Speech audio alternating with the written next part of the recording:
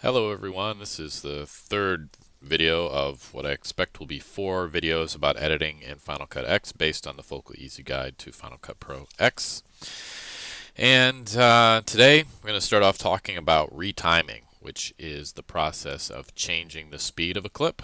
And within Final Cut and any professional editor, you have a lot of freedom to control the speed of the clip, and it doesn't have to all be one speed. It doesn't have to be all 100%. It could be 100% and then freeze and hold, and then it could accelerate. And so you can change the speed of a clip within the segment in the timeline. And you've seen this done, I'm sure, dozens, if not many, many more times in movies and TV shows, because it's kind of a neat effect if you kind of imagine a shot where you're seeing your protagonists and they're walking toward the camera and they're sort of like power pose move thing, and typically what they'll do is they'll speed it up so that they walk quickly close to the camera, and then they'll stop and go slow for a short portion, kind of a dramatic way, and then they'll speed it up again so that they fly by the camera as they're walking. That is a pretty powerful and cool effect, and it also is fairly easy to do in Final Cut X. It's actually easier to do in Final Cut X than I've seen it done in other applications. I've been really happy with how Final Cut X lets you retime clips. And it's also an effective way to make your video more interesting if you've got a shot that you need to show the whole shot, but part of it's boring. Audiences today just have no patience for anything.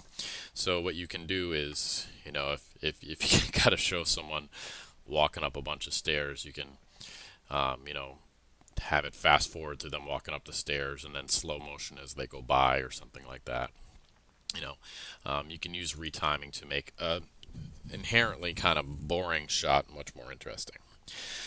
So how do we do that? Well, you can see I got this indicator showing me the speed. The way we can do that is select a clip and then go to this retiming menu here, and you've got a whole bunch of presets to choose from that may just work fine for you. So I'll zoom in a little bit on my monitor. You can, sorry, that was too much. Okay, so you can choose, I want to slow it down by 50%, 25, 10%. You can speed it up by 2 times, 4 times, 8 times, 20 times. You can get it back to normal. You can do a hold where it will play and then freeze at a particular point, and then play again. You can blade speed where the speed changes throughout the clip. You can do custom. So I would suggest have some fun playing with these and just see what they do. I don't have time in this video to go over each individual one, but you can go through and mess with them. They can do some pretty cool things. So if you see that this is the clip that we have selected, if I choose slow to 25%, that will make it 4 times longer because it's playing 1/4 speed. So it's going to take that much longer to get through. And then you get this cool bar in the top that lets you quickly change that. If you're like, 25 wasn't quite right, maybe you want to go slower, that's going to make it even longer. Or if you want it to play at half speed, you can do that. And then you could also say I want to go 2 times and play double speed. You see, it gets shorter when we make it play faster, obviously, because it takes less time to do that. And then I'm going to have to zoom in a little bit to get back my disclosure triangle here. As we slow it down, it takes longer. And the text talks about different ways Final Cut X can do this slow motion. So I want to show you one thing real quick. If we go to fast and say 2 times, the text shows you that if you go up into modify and retime and go down to video quality, you can choose these different options: normal, frame blending, and optical flow. And it recommends optical flow. And these are just different ways that Final Cut can create this slow motion video for you, because it's especially if you are slowing video down, you basically have less frames for Final Cut to work with. And it's, in theory, you could slow it down so much that it just looks like a slideshow, because video is made up of a bunch of individual pictures, and after a while, if you slow it down so much, those pictures start playing too slowly and it doesn't look that great. And so there's different ways that Final Cut can try and figure that out for you. When you're doing fast video, it's not such a big deal because you're actually increasing the speed that the pictures are going by, and that's going to look fine to people. It's the slow motion that starts to look bad. So they recommend optical flow. So we can go ahead and choose that. Now, if you don't see those options, if you go to modify, retime, and video quality, and these are all grayed out, it's because you haven't done anything yet in the timeline that would qualify for any of those other options.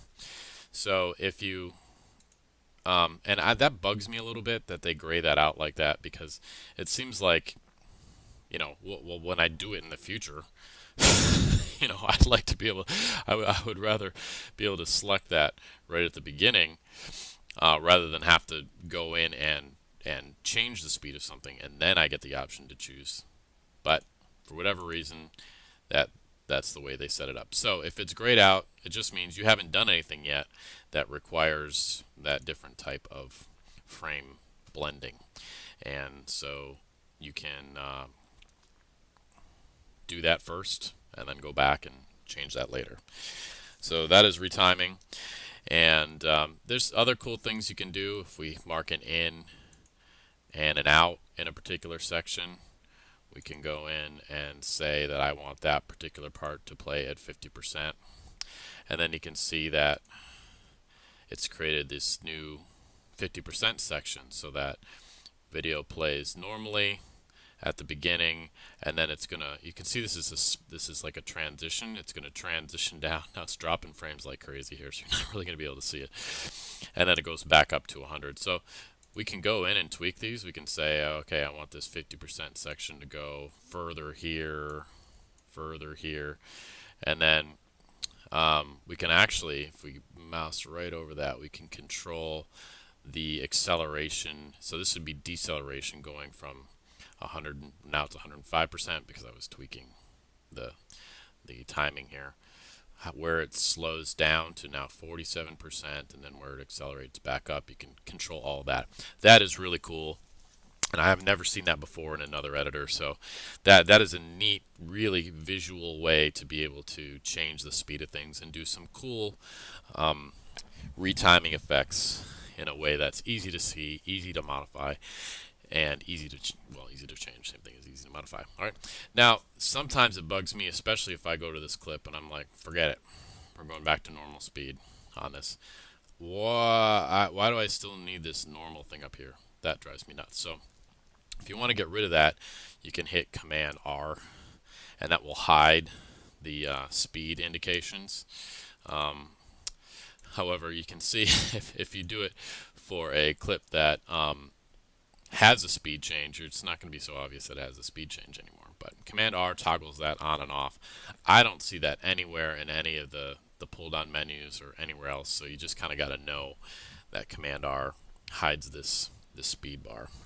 All right, now freeze frame is another kind of cool thing that you might want to do. Let me see if there's any clips here that might lend themselves to a freeze frame.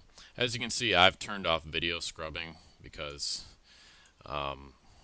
it irritates me honestly a little bit, and it kind of makes my computer work harder than I want it to. But that's over here. So I've turned off video skimming, so when I move my mouse through the timeline, it doesn't change.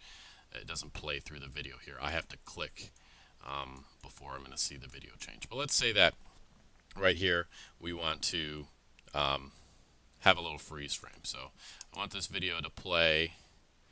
See if we can get it to play a little bit there, and then freeze right about there. And so to do that, we can go up to the edit menu, and we can choose add freeze frame. And it basically creates here, I can zoom in a little bit, a whole new clip that's just a whole new segment that's just a freeze frame. So let me just verify that we are playing at better performance. Okay. Play through this clip. Freezes there. a little hard to see because the video is lagging already. But this right here, if I click around, you can see it's a freeze frame. And the neat thing is I can go, you can see it's a freeze frame. There we go. Now it's caught up. Nothing changes. I can go and I can tweak the timing of this. I can make this freeze frame as long or as short as I want. And the cool thing is that it's all synced up beautifully with the rest of the video, so that it's going to play through nicely, and then that video is just going to stop, and then it's going to start again. You could mess with that if you wanted to, if you trim this other clip. So what you don't want to do is to mess with anything at the beginning of this clip, or it's going to get out of sync with this freeze frame. If you don't understand that, that's not the end of the world. But just know, if you want to change the duration of this, go ahead and trim that. Mess with this freeze frame clip all you want, because it's all one shot. I mean, one image. You're not changing the duration of that, isn't going to hurt anything. But if you mess with this clip, the out point of this clip or the in point of this clip, it's no longer going to be nicely in sync. So there's going to be a jump, some sort of awkward jump between these two. So that's a really cool way to go through, play, freeze on a particular shot that you might want to freeze on, and then have it play again. And that is a really nice feature in Final Cut X. Makes it pretty cool to make a freeze frame. You can also do a freeze frame directly from the browser if you wanted to, rather than bringing in a clip and then doing a freeze frame. But when you do that, for whatever reason, Final Cut wants to make it a connected clip, which is one of those clips that goes up in the higher video track. So if we go to, is that modify? Sorry, it's edit. Sorry, edit, connect freeze frame. It wants to drop it in this higher level. So you can pull a freeze frame right out of a raw clip here and drop it in, but it's going to end up as a connected clip. And so if you're like, didn't want that, you can just go drag it down, drop it here, and now we have a freeze frame here. So you don't have to bring a clip into the timeline to get freeze frame to work. Okay, another feature we can talk about today, like let's say I like this freeze frame, but I want it to be an exact speed, an exact length, and I don't necessarily, want to use trim to get that. You can go into, with the clip selected here, and go into modify, and then, whoops, you can choose change duration. And this is a little bit weird, but it shows you the duration of the clip here, and you can see, if you look closely here, hours, minutes, seconds, French, right? No, I'm just kidding. Hours, minutes, seconds, frames. And the number of frames that you have in a second varies depending on your project. It could be 24, it could be 30, those sort of our two standard ones. So this is a portion of a second. Generally, don't worry that much about, getting frame. I don't know, there might be some reason you want to have exactly a certain number of frames. But anyway, that varies from project to project. So just know that there might be 30 frames. This might reset, at 29, or it might be 24. So if you enter in 15 frames, that could either be half a second or it could be a little bit more than half a second depending on your frame rate. But at any rate, when you hit that duration, this time tool changes, and now we can actually type in a number. So let's say we want 5 seconds, we hit 500 because we don't care about frames. We hit enter, and now this clip is 5 seconds. All right. And so sometimes having that level of detailed control can be very handy when we're editing. For whatever reason, we want a bunch of clips that are exactly 5 seconds long. We can go ahead and do change duration and select that. All right, another feature in Final Cut that can be kind of nice is that we can solo clips. And solo, excuse me, has to do with audio. And this is something that you'll see. I'm gonna hit Shift S. That gets my entire project all centered up here. Solo is something that we'll see on audio mixers a lot of times. It's strictly an audio thing, and it's important to understand what solo does. What solo does is, if you can imagine, it's like a choir. Solo means only one person singing. Well, I guess in a choir you could have people singing in the backup, but at any rate, when you choose solo, you are only going to hear the audio from that clip and not hear audio from any other clips. There could be a variety of reasons why you want to do that. Maybe you're you got a lot of other stuff going on, maybe music and sound before the clip and sound after, and you're trying to just get just the perfect beginning. I was just editing some audio, and I'm trying to cut, right at the perfect spot in a sentence, because people will say, like, but then I went to, the mountain. Well, I don't want the but in there, because I'm cutting right into that segment, and that's just not going to make sense to the audience because they didn't hear the portion before. So I'll be, wanting to just really fine tune until I can get that. Then I went up to the mountain part, right? And so if I got audio before and I got music underneath, it can be harder to fine tune that and hear that. So we can go and select a clip, and then solo. This is probably the best solo icon I've ever seen. Whoa, sorry. Again, delay on the zooming on my computer here, but solo is trying to. This is a pretty good way of indicating this is the only thing you're going to hear. Now you can go in and solo other stuff if you want, and then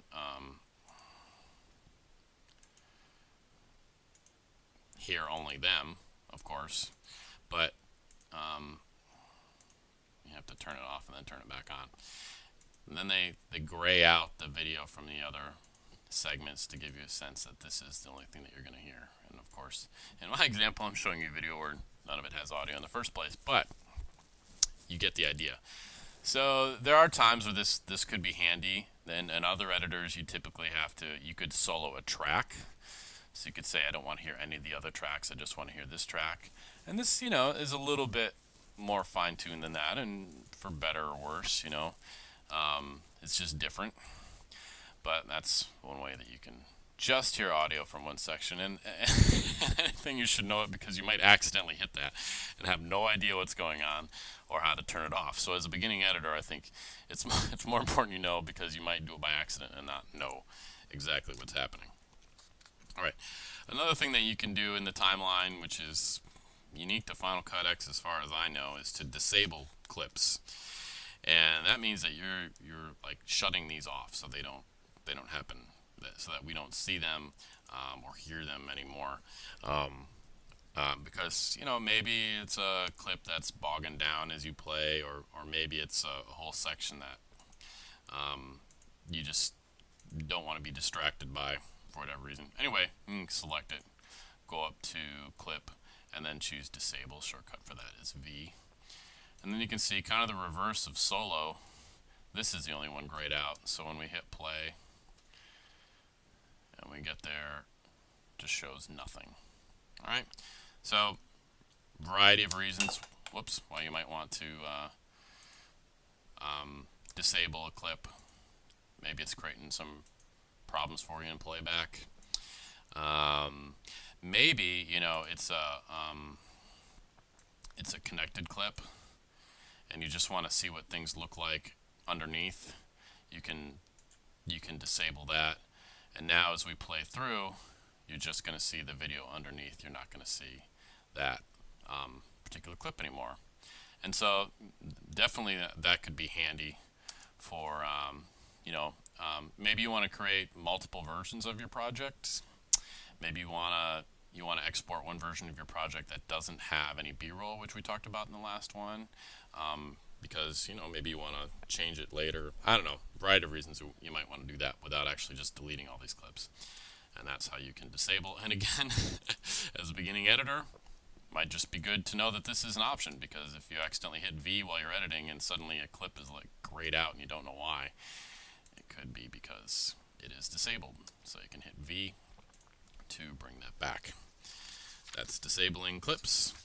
And then if you do I have any, let's bring in some of the Lamborghini footage. I'm going to click and drag. My computer will catch up with me here. It's doing some background work right now, and here you can. So this is kind of a little bit of a teachable moment. This here is showing you what the Final Cut X is currently, how far it's processing something that you had it doing in the background.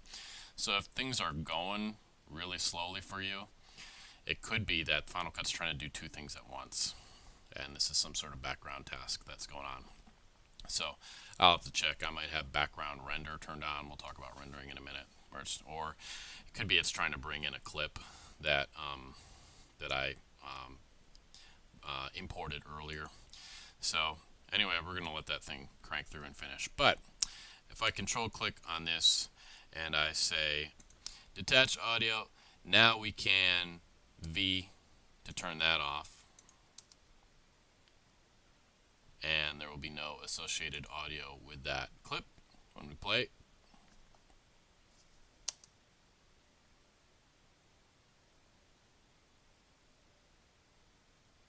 Now let me click on it and choose V, bring it back, hit play.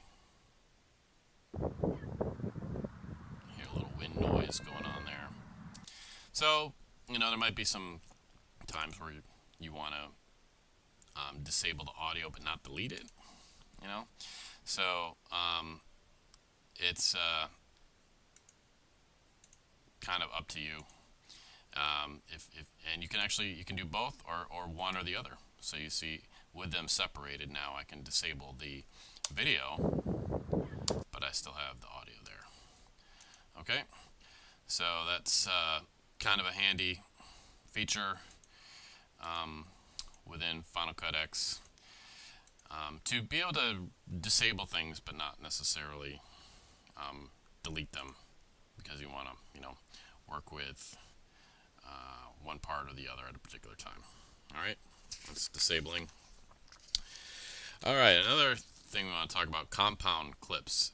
And I'm trying to think if other editors I've known have had similar things. They kind of have, but it's typically been used if you've got a whole bunch of video and a bunch of different tracks. You can like shrink them down all into one track that way.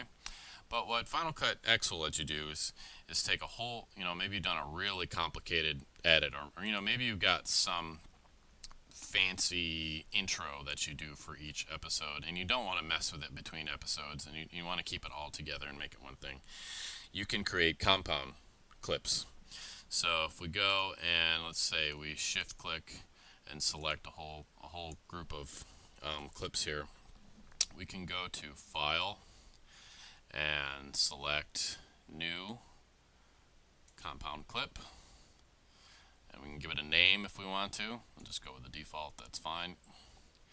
And now we have this crazy clip that's like all one thing, and it's pretty incredible. I had that whole mess of clips, and now they're all neatly in one place where I don't have to worry about messing them up. But you say, well, what if I want to go in and tweak that? The nice thing is you can double click and it opens it up in its own separate window. I can do all my little editing things, and then if I wanted to change where that was a little bit, then I can go back and see it in the timeline. So that's a compound clip, and that is a pretty neat thing that you might think about as a beginning editor when you put a lot of work into one section, and you're not likely to want to tweak it a whole lot after that.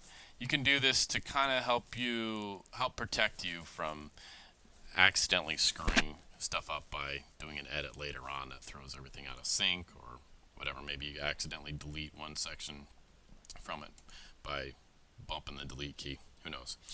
Now, the nice thing about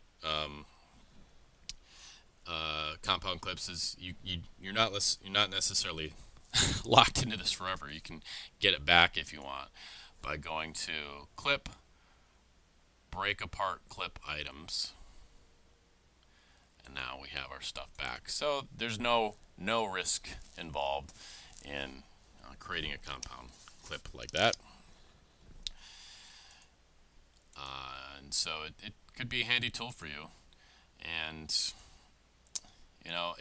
I could see it also being kind of neat if you are working on a long project and maybe you've got kind of chapters in that project and you want to keep them all together, and you want to experiment with kind of the order in which the chapters play in your project, I could see creating a compound clip being good for that. All right, now another option in Final Cut X for kind of keeping things organized and also for allowing you to pretty quickly jump from one section of your project to another is to create markers, and every editor will let you create markers. And every editor will let you jump between them and add notes to them. So there's nothing necessarily terribly fancy about this, except that there might be some elements here in markers that are a little bit more elaborate than I've seen before. But at any rate, you can go into the timeline and you can hit M to add a marker, and then you can see by doing that, just added a blue marker. You can also see when I mouse over it, it kind of magnifies, which gives us a sense that maybe you can do something with it. So if you double click it, I can change the name of the marker. I can make it a chapter. I can make it a to-do item, which is pretty cool. Or I can just leave it a marker, or I can delete it too, if I want to. And so you can go through and you could say, oh, I got to remember to do something here. If you hit it twice really quick, so hit MM really fast, it automatically will pop this up. And then you don't have to click M and then double click it, which isn't like the end of the world. But if you know for sure, like I'm going to want to add some notes to this, MM really fast, give it a second, go in and type, make it a to-do item. I like that a lot. Chapter is kind of nice too, but I like this to-do item thing because a lot of times when I'm editing, I might be playing through my project and I just want to kind of see it as a whole, but I also want to note things that need to be done. I can, this would be a great way to do that, and then you can hit completed, and it changes to indicate, changes the marker to indicate that that is a completed to-do item. Of course, you could always just click on it and come on, and delete it too. I'm not sure why you'd want to leave a completed item in there, but maybe you're doing some editing for somebody else and you want to say, well, hey, you asked me to change this, so here I changed it. That's what it looks like. So that is kind of nice. And then it is helpful to know that there's shortcuts for jumping between markers, which can make it quick and easy for you to get from one spot to another. And that's Control apostrophe for next marker and Control semicolon, which you can see are next to each other on the keyboard. So if I'm here and I want to jump forward, I can hit apostrophe, jumps me there. I can hit semicolon to go back. If you're lost, at least on my keyboard, these are next to the return button and between L and the return button. So Control apostrophe, jumping me forward, Control semicolon, jumping me back. That's really handy, and that's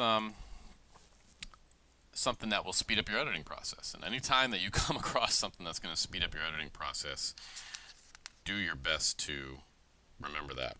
All right, because that will come in handy for you later.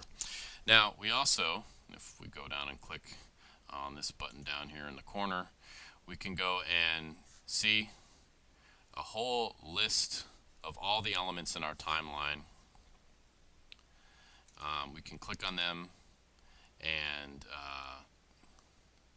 see where those particular segments are, and we can click on tags and jump and see all these markers too.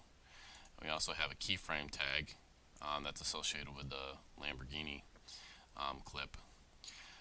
We can go to roles too and see what's video, what's dialogue, and all that. But that's kind of handy if you wanted to see, a whole bunch of to-dos, like, what do I have left to do? This could be like your to-do list. You could say, oh, I got to jump to that one. Of course, rename these so that they indicate what the to-do list item is. And that would be a pretty handy way to jump between them. It's also, if you got a huge project and you're trying to find one particular clip, let me see if I can extend that a little bit. It's nice to be able to click on that and see it. And so that is called the timeline index, and you can toggle that on and off. over here, right?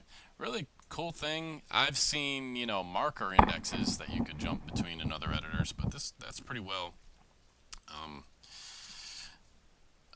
well done, I think, for Final Cut X, the way that they've arranged that in particular. Let's see. Reveal all the clips used in your project. It's in the same place, so you can go into clips and see every clip that you've used. And the other nice thing is that within, I'm getting ahead of myself a little bit, but it is tricky when you're editing a huge project in particular, to keep track of all the clips that you've used and haven't used. And so if we look up here in the clip browser, you can see there's a little orange line on the bottom of this Lambo clip, and that indicates that this part is currently being used in your timeline. That is a super handy thing for keeping track of what's in your timeline or not. I really love that, and that's something I haven't seen in other editors before. Another option that you have in the timeline is to control click and choose reveal in browser, and that will pop that clip up at that exact moment where your playhead is in the browser. So that's what we call in editors match framing too, which is really nice. It's if for whatever reason you wanted to load up your original footage at that exact moment, that exact frame, you can go into reveal in browser and it will queue it up to that exact spot. And there are a whole bunch of reasons why that's great, but you know, if for some reason you had just a time you wanted to perfectly sync the segment up with the original and bring it in again for some reason, there's a variety of reasons why it's great to be able to do match frame. Every editor I've used has it to some degree, and this is kind of two birds with one stone when you do reveal in browser. It's not only locating that clip for you in the browser, it's also doing match frame. Okay, so that's kind of it's a really cool, handy thing. In the editor, we can also cut, copy, and paste, and just like you can in a Word document. And it's the same keyboard shortcuts, at least for Macs. Command X is cut, Command C is copy, Command V is paste. There's one different option here, and that is Option V, which is paste as a connected clip. So if we got this particular clip here, I'm going to Command plus zoom in a little bit. I can choose Command C, move my position indicator. I've got snapping turned on here, so it's going to jump to the next segment. I can hit Command V, and it pastes it in and moves everything over. So it's like what we call paste insert, because it's doing an insert edit to move everything out of the way. We can hit Command X, and that removes that segment, saves it for us, and when we hit Command V, pastes it back in somewhere else. That's probably more likely what you're going to want to do than copy and paste, because copy and paste, you're going to end up with the same clip in your project twice, and that's what we call recycling footage, which generally is frowned upon and looks kind of ugly unless it makes sense for your project. And then, so if we do Command X to cut that, and we do Option V, it will paste it and paste it in the level above as a connected clip. And, you know, definitely could be reasons why you might want to do that. Maybe some footage that you had in your main storyline suddenly looks like it would be great B-roll over somebody talking. You can do Option V and paste it. All right, so that's some quick and handy tools that you might, I can almost guarantee that you're going to want to use in editors. I use the Command Cut and Command Paste all the time. Now, in the chapter now, we're catching up to the part where I talk about showing used and unused media. The orange line indicates media that's already been used. If that isn't showing up for you, you can go into View and select, see, I have it shown already. So if I go to Hide, you see the orange goes away. I can go to View, Show Used Media Ranges. So I'm sorry if that wasn't working for you when I was talking about it. but you have to control that in view. And you know, it's definitely a good idea once in a while to go through all these menus and see what your options are, because there could be something that you can do, like hide waveforms, um, which is indicating my audio levels. There might be options that you weren't aware of that would be handy for you. If you don't know what something does, click on it. Just don't mess with it if you got an important project that you don't want to have any problems with. All right, all editors will also create automatic backups for you, and typically you can control in the preferences how often it does that and where they're saved and all of that. But if you want to open one of those, you can go into File and choose Open Library and select from Backup. And the nice thing about the way that Final Cut displays this for you is it gives you a date and a time. And this is critical for you to know, I would say, because as a beginning editor, it very well could be that you do something that messes up the entire rest of your timeline and you don't notice it until it's too late, or something horrible happens to your library, your project, and you don't know what happened and what to do about it. Or, you know, as you've seen with me at times, Final Cut crashes and something goes wrong and you want to go back to an earlier version. And Final Cut makes it easier for you to do that, and obvious to see what the different times are for all of that. So you could go back, and whatever one you open is not going to affect your existing library. So you're able to go back and check some things to see, is this is this the spot where my library was last the way I want it to be. You can do that. And these files are small. The library files are small. Now the media within them is huge, and when this creates different backups, it's not backing up everything, it's only backing up the library, which is basically like a little data file that's keeping track of what everything's called and where it's saved and everything, but it's not actually holding this video within it. So that's why you can have so many different backup versions of your library and not have your hard drive fill up on the first day of editing. Okay, so it's kind of like if you imagine a recipe for a lasagna. These files are the recipes. The actual lasagna is in a different place. All right, that's wherever you selected your media to go. So it's on your hard drive and whatnot. But the libraries could easily fit on a thumb drive or something of that nature if you wanted to do that.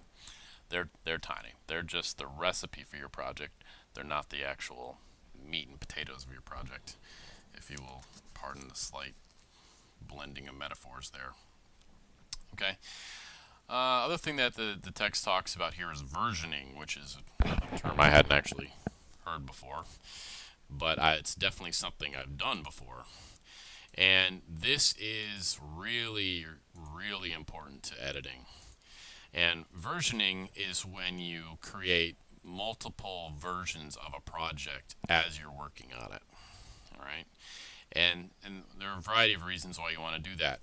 One of the reasons is because maybe you'll do something later on in that project that you wish you hadn't done. Maybe you'll delete some footage that you wish you could get back. If you save versions of your project over time, you can always go back in time to an earlier version if you wanted to and grab a piece of footage. It's also great if you happen to make a mistake and you want to go back to an earlier version. It's like creating your own backup of your project. And I do this in almost every project I work on, big or small, definitely big. And so my first project will be just all my rough footage. So it's maybe it's like 5 hours long, whatever, that's fine. Then when I've got everything roughed out, I'll create a new version of the project, and we might call that version 2, and that's trimmed down a bunch, so now maybe it's 90 minutes. And then in version 3 is when I'm really going in and tweaking things, and I'm starting to get brutal, and now I'm cutting it down to 60 minutes. And I've cut some stuff I really didn't want to cut, but have to for time. And by creating different versions, if for some reason I decide, I'm sad I did that, I can go back. So how do you do that? It is not hard at all. There's actually a shortcut for it, which is Command D. But if you go into, let's see, we are into Edit, Duplicate Project. You can see the shortcut there is Command D, or Duplicate Project as Snapshot, and this is unique to Final Cut X. Basically, at least as far as I've seen, basically what this does is it means that changes that you make to compound or multicam clips will not affect other projects. And so this is kind of like a picture in time. If you just duplicate the project, some of these elements in your project exist outside of the project, as you saw with like the compound clips become kind of like their own things. And if you didn't create it as a snapshot, those compound clips would change previous projects, because wherever they're incorporated, if you make a change to the compound clip, it's going to affect all those different things. A little bit hard hard for you to understand, I imagine, if you're new to editing. So go ahead and I would just, as a text, suggest duplicate project as a snapshot. And when you do that, fortunately they tag it with the date and the time, and they call it a snapshot. I would go ahead and rename that even more to, I might say rough edit, something like that. And you also, the other thing that you want to do is, it gets tricky to keep track of which is the project you're actually working on. So you might actually, sometimes I'll say active project. That's the one I'm actually doing. So if I come back to this project months later, I won't have to be like, well, what? I got all these different versions. Which is the one that I actually was working on when I left? And you could also organize these by putting them in a folder or putting them in another event or something like that, but like a backup event. It's really important to name these and give them some description. So this is my active project. When I make a duplicate of that, after I polish it down, I could say version 2 or something of that nature. And certainly with the dates, I can tell when it was modified. But giving it a name that kind of reflects what I'm doing with it. B-roll, music. As I add elements to it, making a duplicate project and then naming it with that is helpful. But simple keyboard shortcut to remember for that: Command D will duplicate it. Of course, if you want to,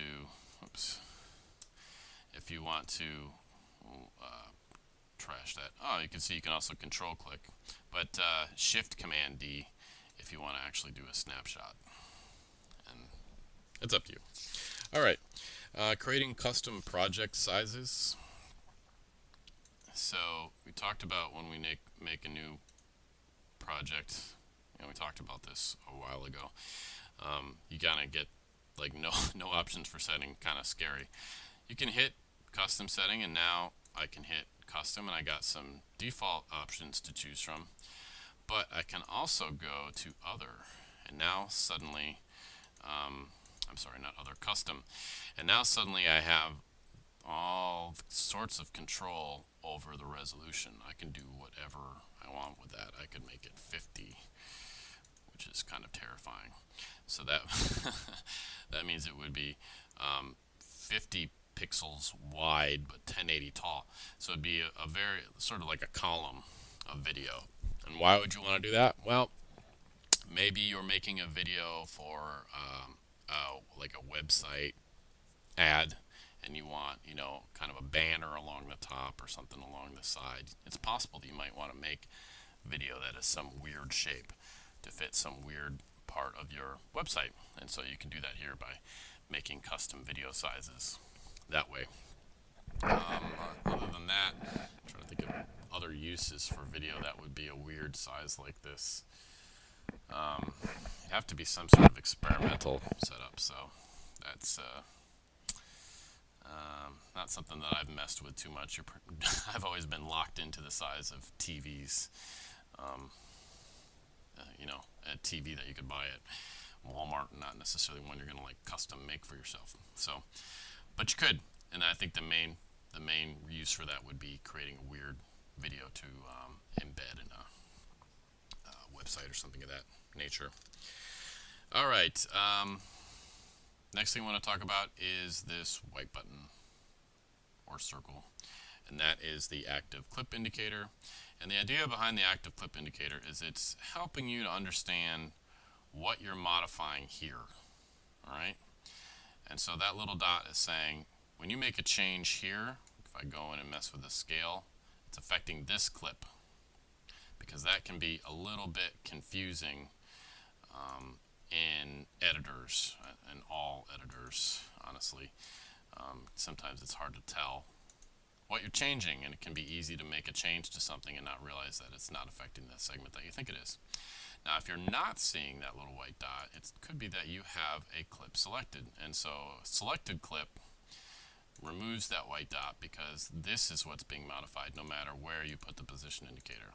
And part of how you can tell is you can see the name here says drone pre-trip 9, and I'm on drone pre-trip 4. So you can move the position indicator around and think, oh, I'm modifying this, but when you go and change the size, nothing happens. What's being affected? I don't know. It's this segment over here. All right. So if you're, and I can click outside of the segments to deselect that clip and get my clip indicator back. Okay. So that's what the white dot is about. If you don't see it, it's because you got a clip selected somewhere, or maybe a group of clips selected. And so if you click off of the segments, you can bring that back. Okay, auditioning is definitely something new to Final Cut X, something I've never seen before in another editor. And the idea here is that Shift-C, I'm just going to see my whole timeline, is that you can basically try out different clips in a certain spot in your project. So you could say, well, I've got this shot here, but I'll zoom in a little bit. But what would it look like if I had, let me see if I can track down some more drone footage. You know, maybe I actually want to consider these 3 in that particular spot. You can select them. I'm not sure which one's going to be best. You can drag it over that particular segment in the timeline and let go, and then you get this menu that pops up where you can choose to replace this segment with these clips, or you can just choose add to audition, and then you get this icon that looks like a spotlight, as if those clips are having to audition for that part.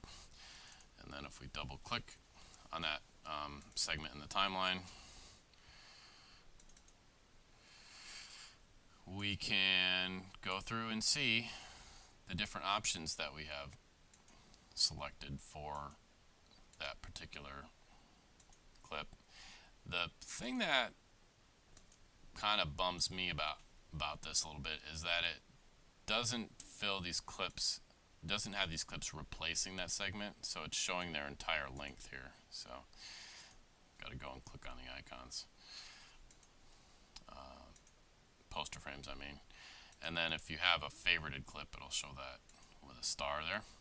And so you can see when I do that, it drops in these different clips there, as they're either, these don't have in and outs selected in them. I know because there's no disclosure triangle here, which would indicate what the in and outs were. So it's the whole clips are going in. And so this is a way to be like, oh, well, I think that looks better. I hit done. And then if you're like done with that, like I've decided what I want, this clip is going to be perfect, I'm tired of having these other options in there, you can finalize the audition, and then that's the clip that you have in there. So that is a cool thing. It would be great if I could audition clips but have them all be the same length, and certainly I could do that by having the in and outs as the same duration in the clip browser, and then they would all fill that same spot. I don't know, there might be a way to do it that I just haven't figured out yet.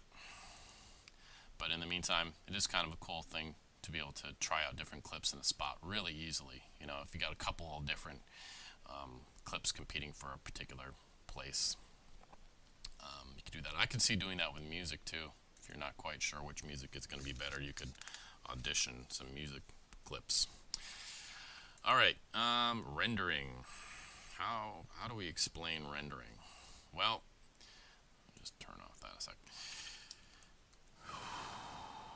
The problem with rendering, I'm sure you've heard of rendering before. You know, especially you hear about, you know, these animated feature-length films that require a whole bunch of computers to render that. The idea behind rendering is that when you create an effect in the editor, you're more or less basically telling the editor to do a really, really complicated, time-consuming math equation. You know, so if I click on the Lambo shot and I say, I want you to distort this in some weird way, you know, see how I'm warping this shot. The editor has to go and like figure out where all these pixels move and what this shot looks like distorted. And depending on how complicated the effect is, you know, some effects are easier for the editor to sort out than others. It can take quite a while for it to do the math and be like, okay, this pixel moves here, this pixel moves here, this pixel moves here, right?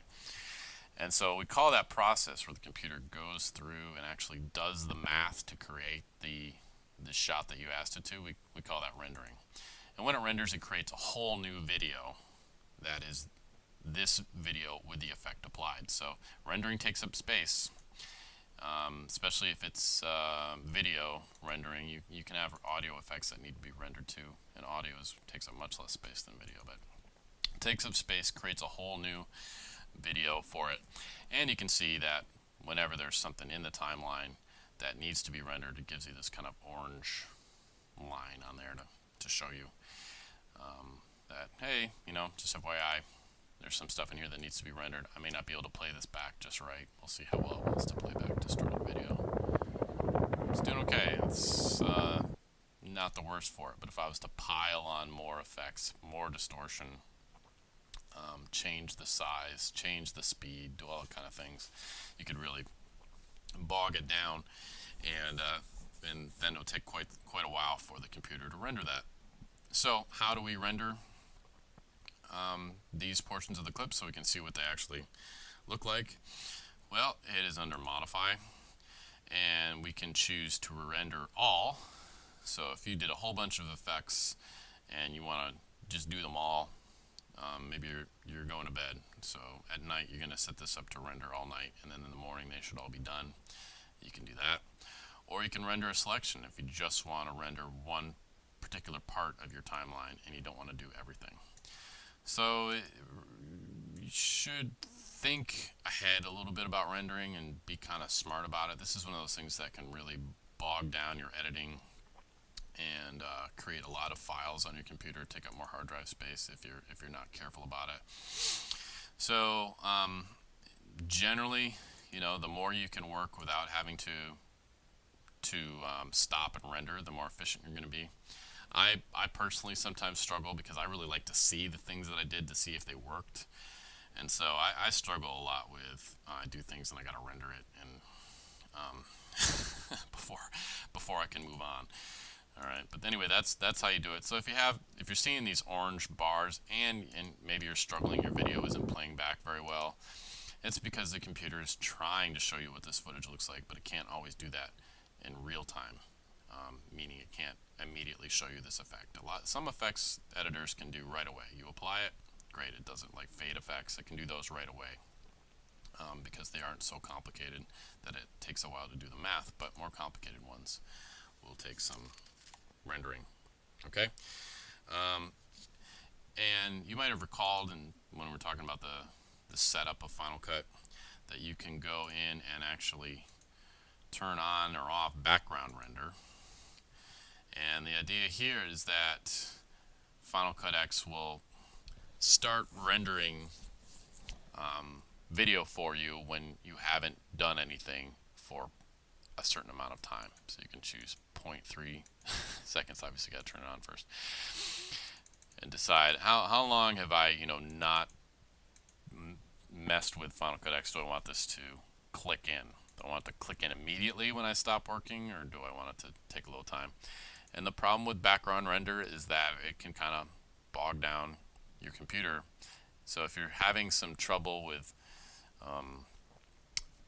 playback speed, background render might need to be turned off. So again, that's in preferences, and you got these different options, and it's under playback.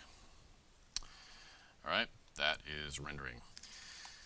Okay, you can change the size of your video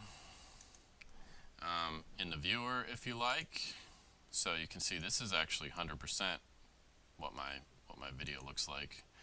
You see you get this little window here that indicates what you're seeing compared to the actual size of the video. And this is important. If you're seeing this, you need to be aware that you're not seeing everything that is on the screen right now. And sometimes people, beginning editors, will get confused by that, and they'll edit and get everything perfect for this size of screen, not realizing that it's sort of like you got your face pressed up against the TV. All right. Best way to generally have this set is to choose fit. And so now you see the whole thing, and if we are to change the size of our viewer, it will adjust to that. All right. But if for some reason you want to get in really close to see some particular detail in one spot, you can go ahead and do that. Now you might have seen me mess with this a little bit earlier, but here in playback we can choose better quality or better performance. And so that kind of depends on how well things have been going for you with your computer, how well Final Cut's been playing back. And so generally you might want to start off with better performance, so that when it's playing back, you're not going to see the quality that the video actually is. It's going to be lower quality so that it can play back more easily. But if you're kind of struggling with what does this actually look like, this video looks terrible, does it actually look that bad, you can choose better quality, and then you'll see your footage in a more accurate representation of what it actually looks like. You also, within here, can choose whether it's the original or the proxy media. And you can see, oh my goodness, everything falls apart when I do that. Well, the reason for that is that I don't have proxy media created for this project. But I certainly could. I can just go into my clips here, and I can say transcode media, so I can control click on my clips, go to transcode media, and I can create proxy media for anything I want to, or I could select a whole bunch of clips after the fact. I don't know if you remember when we were bringing in clips, we can choose if we want to create proxies when we do that too. And that's so here's that option under import, create proxy media. That's something that could help you out if you're struggling like I am right now with the video playing back properly. And so maybe between now and the next video I do, I'll create a bunch of proxy media so that my stuff plays back better. But you can control here what you're looking at. Now, one thing to keep in mind that is a major gotcha is that if you export your project and you don't have this set back to optimized, it's going to actually export the proxy version, and that's lower quality, and that's terrible. That'd be a big problem if you actually want a good quality video to be exported. So make sure to set that to optimized, or you will have some issues with that. So you can, as you're working, you can bring footage in as proxies and just have everything come in. You can decide later to go back and do it by selecting a whole bunch of stuff. Go transcode media. I don't know, can we do a whole, yeah, we can do a whole event if we want to, so you don't have to select individual clips. Can we do a whole library? No, doesn't want to do a whole library for us, but we can do the whole event. Transcode media, everything in there we want to create proxy for, we can do that. And then when we choose, so you also have to then go in and choose view proxy, then it should play back a lot better.